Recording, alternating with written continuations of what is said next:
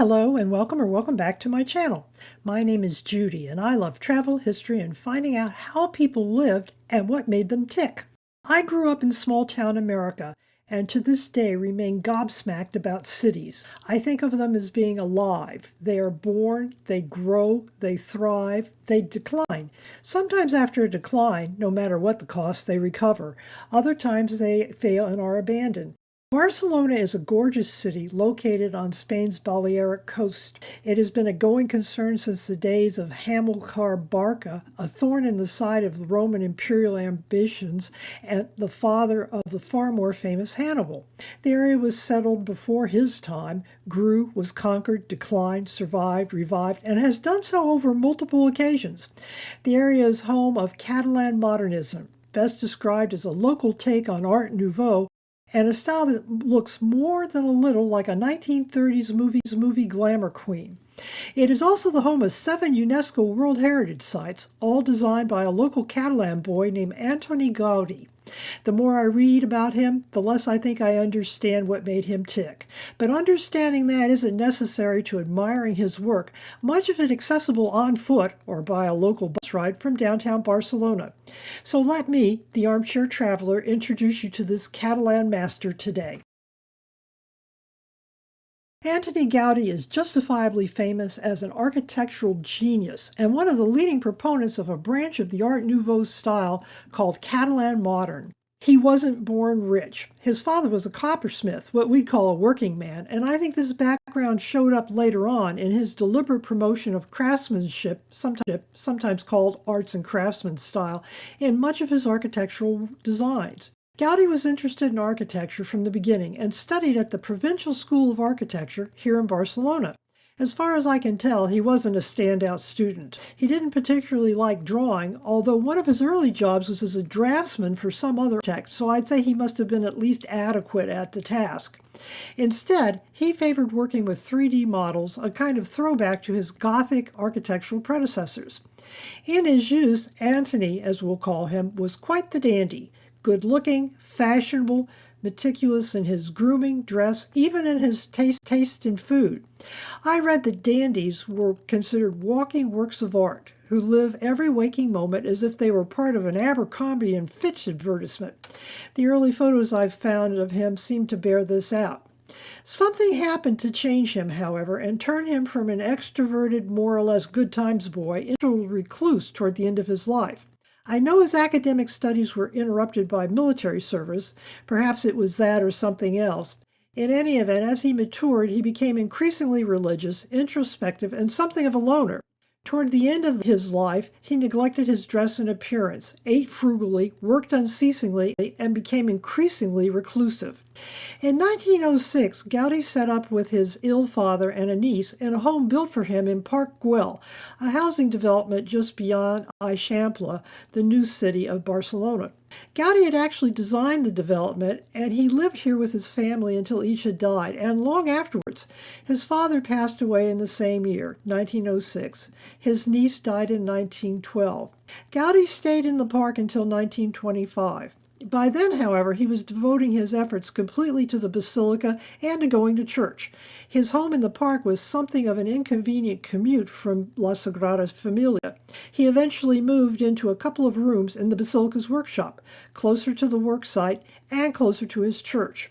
Gaudi was deeply religious and attended Mass daily at Sant Felip Neri Church in Barcelona. He was walking either to or from church one day when he was hit by a tram. Because of his shabby appearance, passers-by just stepped over him and left him until a police officer with a semblance of a heart piled him into a taxi and took him to the hospital. He didn't survive. You know the story about kings and queens whose greatest desire is to have their hearts buried at their home? This was more than true of Gaudi. When he was buried, they put his tomb, shown here, in the crypt of his beloved basilica.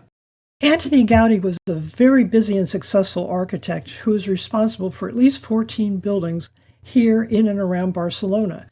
He had the Catalan countryside in his soul, and the one thing that stayed constant through all of his works was his willingness, perhaps even his need, to pay a reverence, or at least a homage, to his past.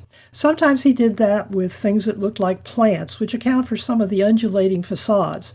Other times he created enormous mosaics and occasionally worked in wrought iron. He was as innovative in his construction techniques as he was in his designs. He was an early champion of cast concrete for his projects. The cost savings may have been responsible for his getting the job after the funders fired the first architect of designing and supervising construction of what is generally considered his masterpiece, La Sagrada Familia. He met with his employers, listened to their opinions, and was, in my opinion, remarkably successful in getting them to let him do things his way. The buildings you see here weren't designed as museums. They were mostly homes, except for his basilica, La Sagrada Familia, and this unfinished church. This is La Sagrada Familia, his unfinished basilica, and probably the most famous building in Barcelona, and certainly the most famous of his magnificent 7 architectural designs in the city.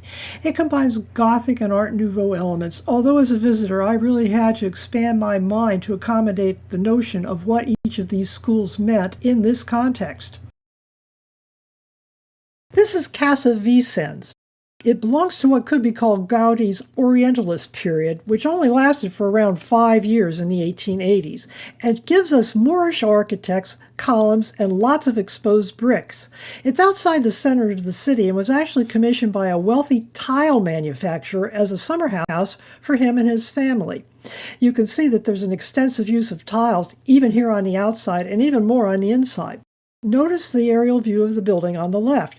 Unlike many buildings that were tucked into apartment blocks, this one has 3 facades and the possibility, although it's not decorated as such today, for an outdoor garden.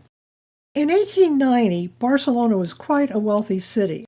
An extremely rich Barcelonan textile manufacturer named Eusebio Güell decided he needed a home that reflected his wealth and taste. He hired Antoni Gaudi to design it for him, and Gaudi gave him this building toward the end of his Orientalist period, although it incorporates a lot more Moorish design than some of his earlier work.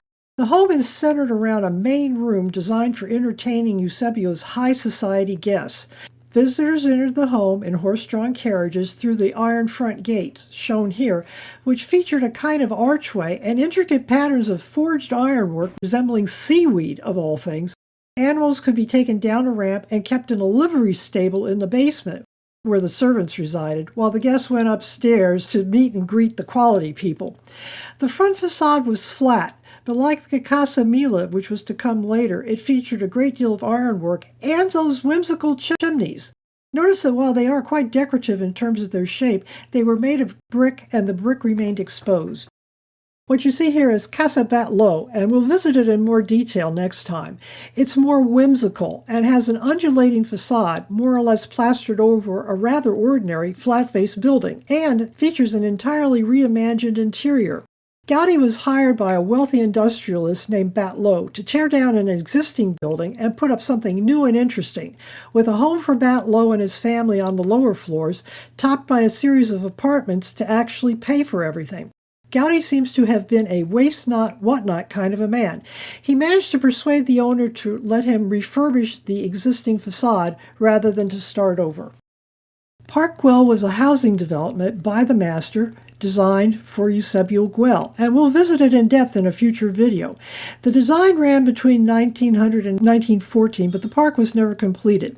The idea here was to provide a self-contained subdivision, complete with homes, shops, and parks outside of the city center, so that the residents could live there without the necessity of dragging all the way downtown. The grounds are extensively landscaped and included open tunnels, which had the virtue of providing some real shade. Here, from the inside, it looked to me like I was riding the wave of a surfboard. Unfortunately, getting between the park and downtown then as now requires quite an effort. The homes were meant to attract wealthy families, but my guess is the ladies of the house didn't like the idea of making the long trip downtown just to shop or have lunch with their friends. Gaudi lived here in his own, rather understated home called the Pink Tower for nearly 20 years. Today, this house is the Gaudi Museum. Casa Mila, which was nicknamed La Pedrera, the words mean stone quarry, was completed in 1912. Like Park Güell, it features a wavy, undulating facade, but this time made of cast concrete meant to look like stone and decorated with wrought iron.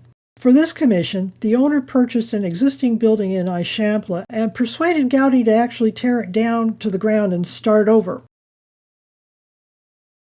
As you may have guessed from this introduction to the work of Antoni Gaudi, Eusebio Güell wasn't just a wealthy businessman. He was an extremely important patron.